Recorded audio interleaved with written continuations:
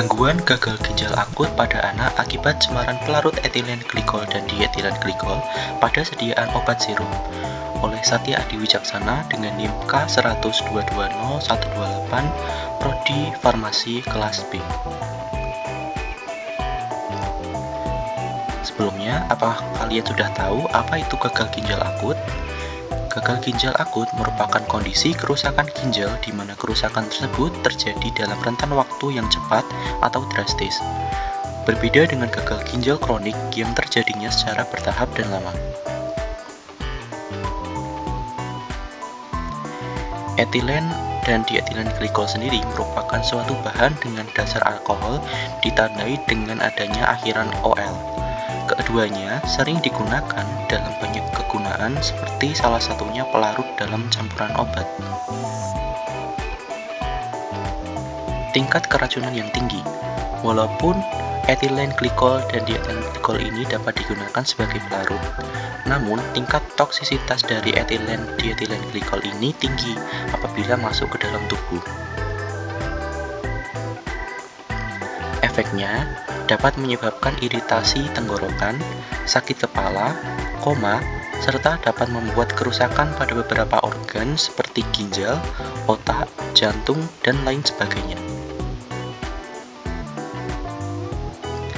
Untuk mekanisme toksin dari pelarut tersebut, yaitu etilen glikol yang masuk ke dalam tubuh, akan dimetabolisme menjadi asam glikolat.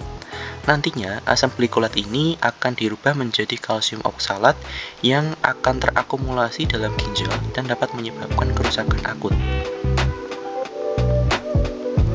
Untuk saran, yang pertama adalah berikan obat bentuk non-sirup seperti puyer pada anak. Kemudian, pastikan obat yang akan dikonsumsi sudah terdaftar dalam BPOM. Dan yang ketiga yaitu gunakan terapi alami seperti kompres ataupun kapsul imun. Kemudian kaitan dengan topik yang dipilih dengan nilai sila Pancasila, yaitu sila kedua.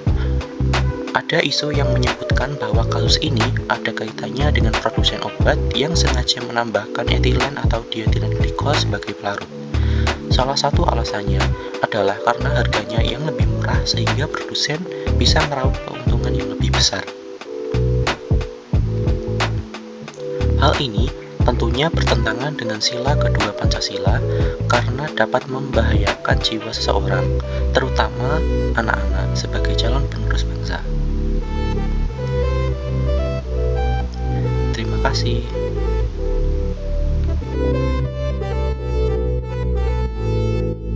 Gambar refleksi proyek warga negara.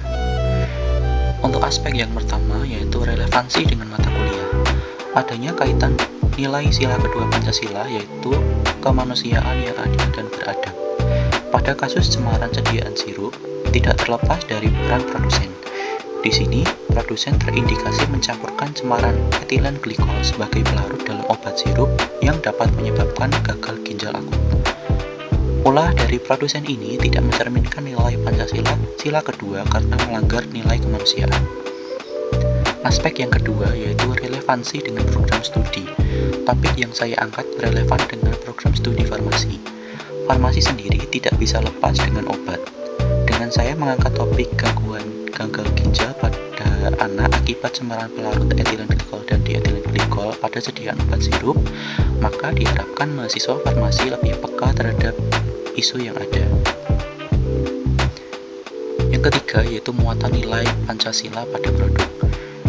Yang berkaitan adalah nilai sila kedua, yaitu sila kemanusiaan.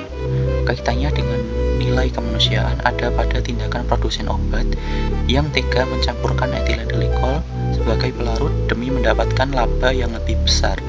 Hal tersebut tentunya bertentangan dengan nilai kemanusiaan karena dapat membahayakan jiwa orang lain, terutama anak-anak. Aspek keempat yaitu manfaat yang diperoleh. Manfaat yang pertama, seluruh elemen masyarakat lebih peka terhadap isu kesehatan yang berkaitan dengan anak. Yang kedua, mempermudah masyarakat dalam memahami informasi. Yang ketiga, memberikan informasi terkait bahaya etilen ataupun dietilen glikol sebagai bahan pelarut obat. Aspek kelima, kekurangan dan kelebihan produk yang dihasilkan. Kekurangan, belum menemukan data yang spesifik terkait anak yang sudah terkena gagal ginjal akut akibat cemaran etilen glikol. Masih terdapat watermark pada ikon video dan serta pengeditan video kurang maksimal. Untuk kelebihan, singkat dan mudah dipahami. Yang keenam, saran untuk tugas proyek warga negara yaitu pengumpulan file PWN 3 dan 4 bisa lebih diperpanjang karena background dari mahasiswa beragam. Ada yang bisa mengedit video dan ada yang kesusahan untuk mengedit sehingga waktu yang diperlukan untuk proses mengedit belum maksimal.